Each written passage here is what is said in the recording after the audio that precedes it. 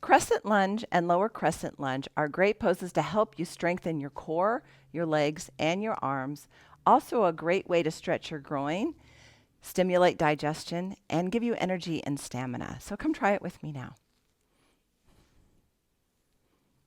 We start out, I brought a blanket here and a couple of blocks to help support me in this pose, so you might want to grab some materials like that. So we start off in a standing mountain pose where we stack shoulders, hips, knees, and ankles. Separate your feet out a little bit, and then with the hands on the hips, we step back enough so the knee is over the ankle. So this is something that I see sometimes where the knee goes past the ankle. You always want to practice bone stacking in yoga to support your body. All right, and you might need to move that back leg out just a little bit, pressing the back heel back. You're going to feel a stretch right here in the front of your hip. So I always take my hands to my hips and try to steer myself forward. The back knee is trying to be straight, but it's got a slight bend in it. Okay, and then you just bring your arms up over your head, slide your shoulder blades down, eye gaze is in front of you. So that's crescent lunge. Now, if you want to come lower into lower crescent lunge, you can put a blanket here to catch your knee. If you need it, if you don't need it, it's okay. Flatten out your back foot, and then just bring your chest forward. Move that front foot out a little bit wider, and if you need to bring the floor closer to you, that's where the blocks come in handy. So I've got my left shoulder right up against my left knee. Don't let your left knee splay out, at least not yet.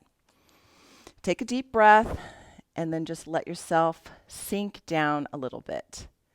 All right, so you feel gravity sort of taking hold here. And then you just wait until the muscles sort of accept the pose.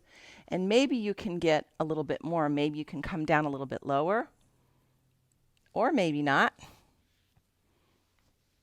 So that's the lower crescent lunge. Now to get to the other side, here's an option. You can tuck your back toe, lift up, and then walk yourself in a half circle over to the other side, turning the right foot to the side wall and coming into the pose in this fashion.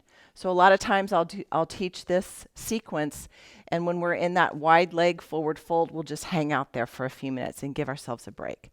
So again, we come down into this right knee, knee over the ankle, beginning to straighten into that back knee, lift the arms, and sink down with the shoulders.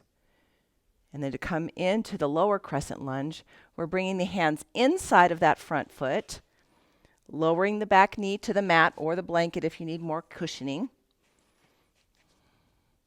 Taking a deep breath, and then just letting your chest come down. Now, if you want to open up the front of this hip a little bit more, one thing you can try is just squeezing this back glute. You don't have to squeeze it with your hand, but just squeezing it, because the muscles work in tandem. That will open up the front of the hip a little bit more. And then just sort of coming forward with the crown of your head, lengthening out your spine and holding in this pose.